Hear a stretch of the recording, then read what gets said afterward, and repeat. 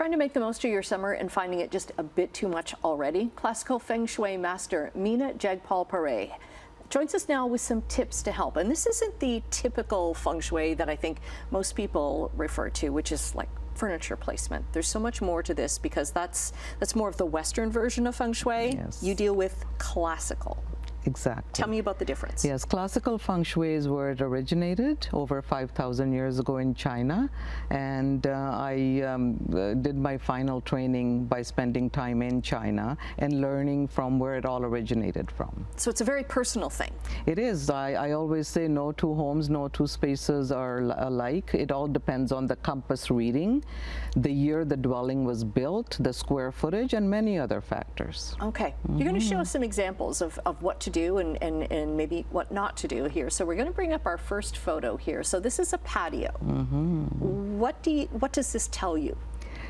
Right now, it's a perfect time to talk about summer season, which is also associated with the fire element in Feng Shui and Feng Shui. So one of the main focuses is to start with the outside. Let's invite that vibrant energy into our home so we can then distribute it into many sectors. And we start with the patio.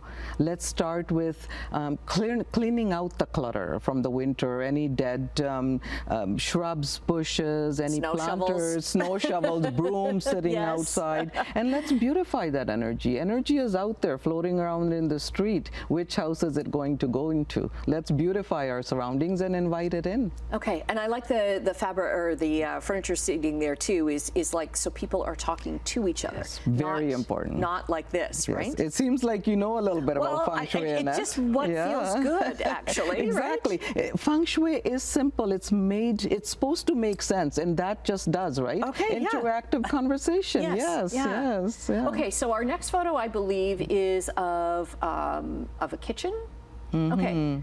Yes, kitchen is considered the heart of the home in Feng Shui. And one of the simple tips I would like to share is a lot of our stoves nowadays have 4, 5, 6 burners, sometimes even more. But we have our favorite 2 or 3 to go to. Yes, I have a favorite burner. Yes, and then there's a few that we don't even use. Back in the day, the wealth energy was brought into the homes in the form of grain. And grain was cooked on the stove and served to the family, therefore serving the wealth energy to the family. So when we don't use 1 out of the 4, we're eliminating 25% of that potential of serving that wealth. So my tip that I leave with my clients a lot of times is even once a week, boil water on that burner for tea, for pasta, utilize it, keep that energy flowing. Keep all those burners happy. Okay, something so simple. I am going to try that. Okay, and our last photo, I believe.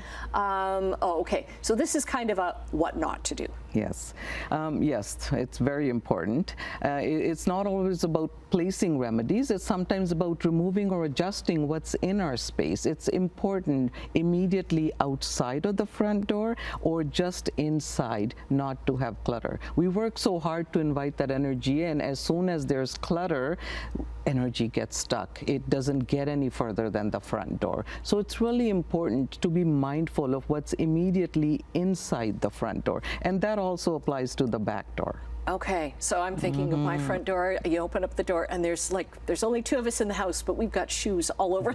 They're lined up at the front door. Yeah. But maybe that clutters things. Well, here's the thing though. It is a home. It's not a show home. Yeah. Right? So there will be things there. Right? But there's a way of placing them. Nowadays we have so many options. There's beautiful cabinets. You can disguise the shoes in there. There's a closet in almost every home, right? So it's just that extra few seconds when we know why we're doing what we're doing, everything just comes natural to us. And it just kind of makes sense. Yeah. Okay, so I've got to go home. I've got to clean up the shoes and use all those burners. Meena, this has been fascinating. We'll get the links up to your websites, to all your social media links as well, up on our website at chch.com/morninglive. You've got practices in Vancouver and Toronto, and you do online and in person as well. Yes, so I do. Fascinating to meet you. Thank you. I want to have you back on the show again because there's so much more we could delve into here. There is. Thank you, Annette.